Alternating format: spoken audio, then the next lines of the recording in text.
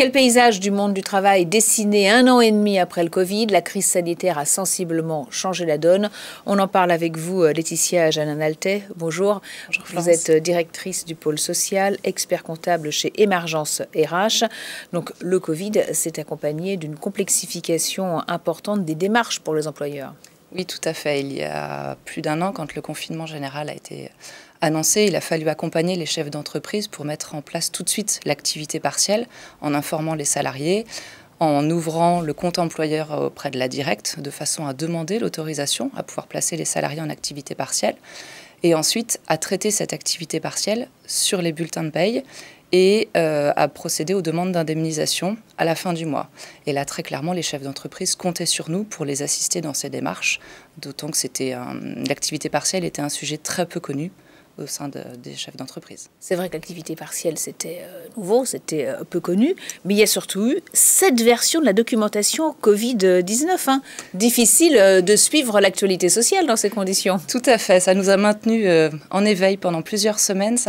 Le gouvernement s'est adapté en fonction de ce qui remontait par les organisations syndicales, les organisations patronales, les aléas aussi liés au secteur d'activité, puisque quand on est VRP, par exemple, on n'a pas le même type de rémunération qu'une assistante de direction. Et donc, il a fallu adapter ces règles au cas par cas, presque, dans la législation française. Et donc, pour cela, le ministère a publié régulièrement des nouvelles mises à jour de façon à s'adapter au plus proche des chefs d'entreprise et de leurs salariés. Alors, concrètement, comment est-ce que vous les avez accompagnés? Comment est-ce que vous les accompagnez toujours, ces chefs d'entreprise? On est en mi-chemin entre la réaction et la proaction. On suit l'actualité sociale tous les jours. On les informe de ce qu'ils peuvent faire, de ce qu'ils doivent faire.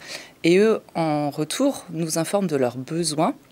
Et donc, on trouve un juste équilibre en leur expliquant les textes qui peuvent être appliqués au sein de leur entreprise, en les démarches qu'ils doivent respecter et puis en les assistant au quotidien très concrètement pour réaliser ces démarches pour leur compte. Il y a des questions très concrètes, que faire ou ne pas faire lors de l'embauche d'un salarié, par exemple. Exactement. Quand on embauche le premier salarié, qu'est-ce qu'il faut faire? La déclaration d'embauche auprès de l'URSSAF, rédiger un contrat de travail, lancer la première paye, la médecine du travail, qu'est-ce qu'on doit afficher ou pas dans les locaux de l'entreprise, et puis maintenant avec le déploiement massif du télétravail, comment est-ce qu'on organise ce télétravail? Et là, nous sommes présents pour assister les chefs d'entreprise. Comment organiser un télétravail qui risque de se pérenniser 1 ou 2 jours par semaine?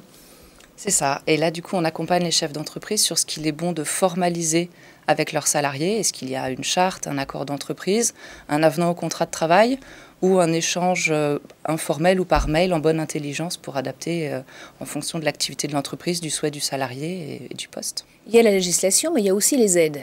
Ces aides à l'embauche notamment. Là aussi, c'était un petit peu compliqué de s'y retrouver. C'est toujours compliqué de s'y retrouver pour les employeurs. Est-ce que ça a un effet dissuasif à l'embauche? Non, heureusement, bien que ce ne soit pas forcément très simple, ça a un effet motivant. Depuis l'été dernier, on a eu beaucoup de demandes de formaliser ces aides à l'embauche, notamment pour les alternants et les jeunes de moins de 26 ans, puisque les chefs d'entreprise bénéficient d'une aide financière pendant plusieurs trimestres. Et là, nous, on est complètement opérationnel pour les assister dans le formalisme de ces démarches. Et donc, on a trouvé, là encore, un travail en bonne intelligence avec eux pour qu'ils bénéficient de cette aide sans s'arracher les cheveux devant le portail de l'ASP. Alors, la sortie de crise va-t-elle s'accompagner d'une complexification des démarches de la législation, comme on l'a vu au début de la crise? Ou est-ce que vous êtes plus optimiste?